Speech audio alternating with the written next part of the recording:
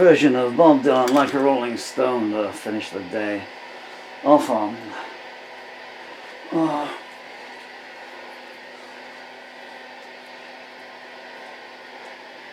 Guitar. Might not go miss. So, I think my guitarist trying to tell me that he's had enough for one day. But we're going to do this one. Just because it's just a song that got me started playing the guitar. And it may be the one that I go out on.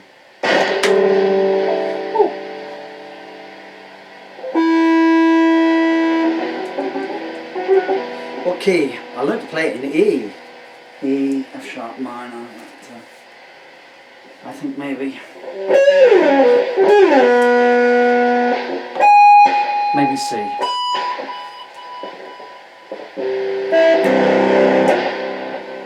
1, 2, 3, 4.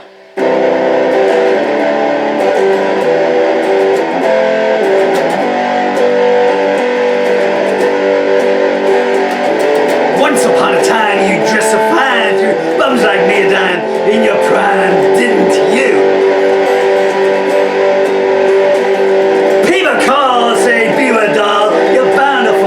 You thought that they were all kidding you.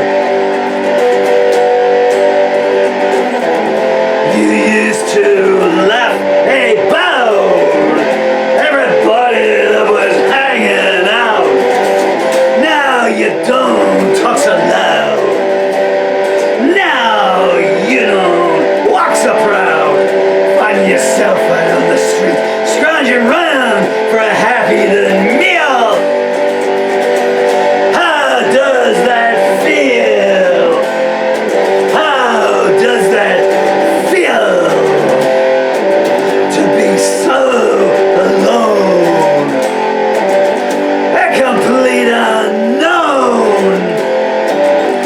Showing you the way back home, like a rolling stone.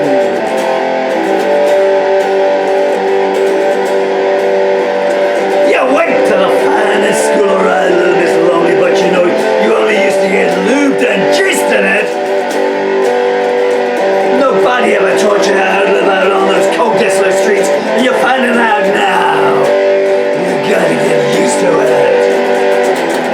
You said you'd never compromise with a mystery tramp, but now you realize he wasn't selling you any alibis. Remember that when they make you stare up into the vacuum of their eyes as they grab you by the back of the head, pull it in, and sneer down at you? Make me a deal! How does that feel? How does that to be so alone, no direction home, a complete unknown, like a rolling stone.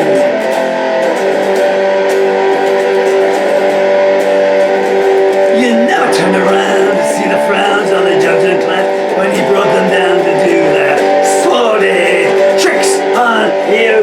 You never understood it ain't no good. Should let people like that get down. Sick kicks from you. He introduced you to a soldier, sailor, or one a diplomat. 4 hours later you woke up bruised and bleeding on the bathroom mat. It must have been right about then that you discovered that his promises of a brand new life, they weren't very tight. But by then they'd taken from you everything in your soul it was possible for them to steal. How does that feel? How does that feel? To be so alone, a complete unknown.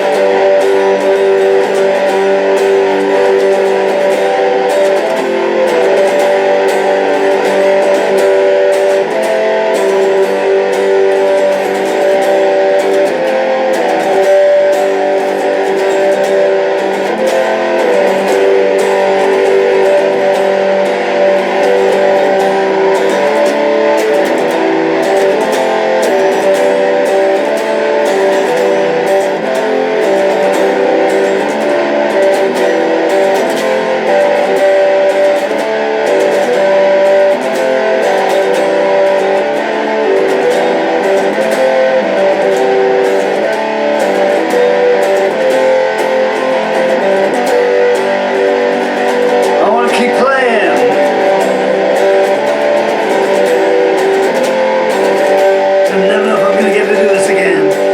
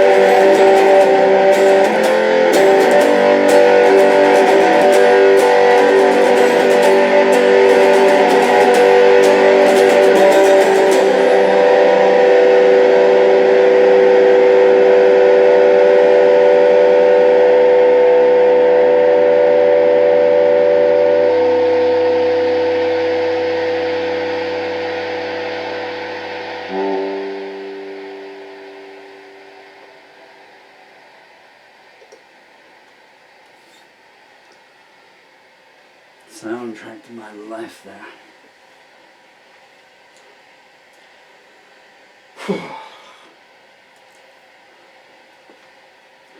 Man wearing leg braces, trying desperately not to fall over an errant guitar cable. Oh well. In 1984 I settled down. I started getting married for the first time to a truly wonderful lady. Hi Sue. Here we are. That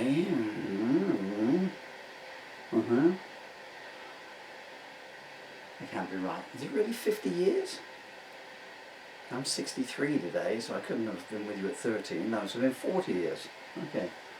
David Bowie's Let's Dance was at number one, wasn't that, wasn't it? Put on your red shoes and dance the blues.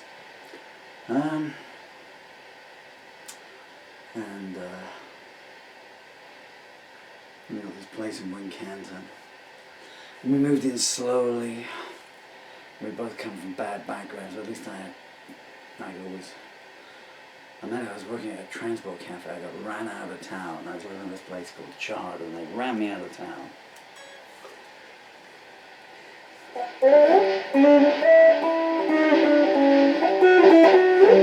Very nasty place. They didn't want people who were good at heart in there. I was glad to get out. I've been gone, but I had to gravitate back for reasons I still can't recall clearly. All of us, they ran us all out of town. We lived in a squat called Chester House. Me and Steve Core and Shane moved to Bristol. Shane died shortly afterwards. People say to me, well, you're dying of this motor neuron disease, you know, you feel cheated, 63 years old. You know, I buried Shane. We buried Shane and he would have been 20.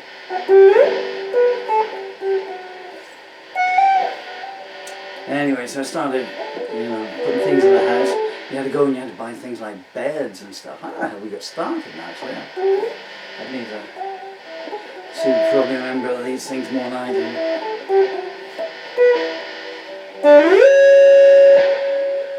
And then we bought a music system. Comet, anyone remember Comet stores? All gone now, of course. Because in the days you have a newspaper, they had big full-page adverts and televisions and stuff. And so it was a double cassette deck, turntable. No such thing as CDs now. Radio, graphic equalizer.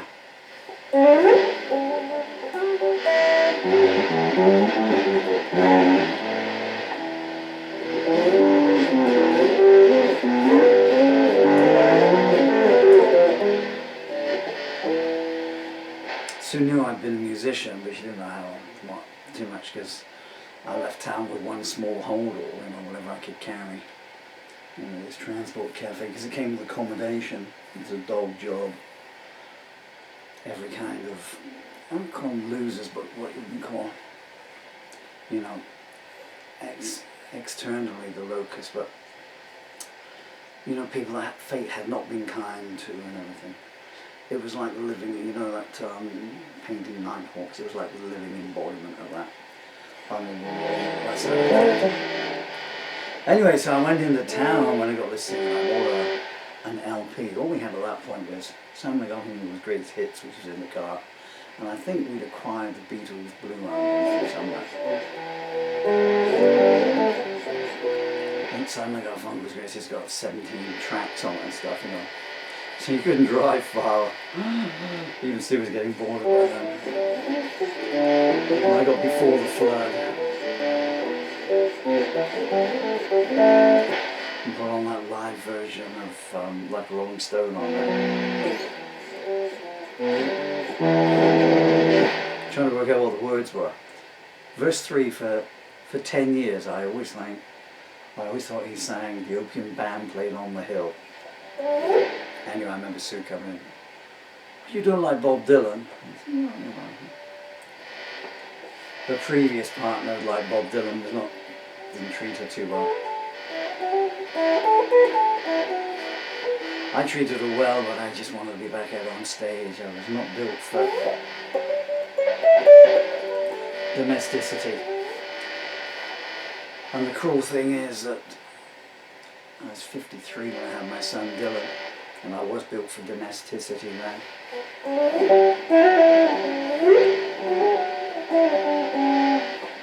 And that song will tell you all about what happened. I haven't seen my children, beautiful children,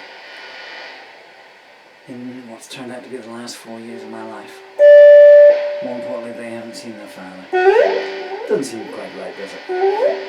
I'm just very reflective here. I'll tell you for why, because this is the first day in the 10 years I've had this disease that I had no feeling at all in my legs from my groin down to the floor. No feeling at all. So, guess that's going to be all she wrote.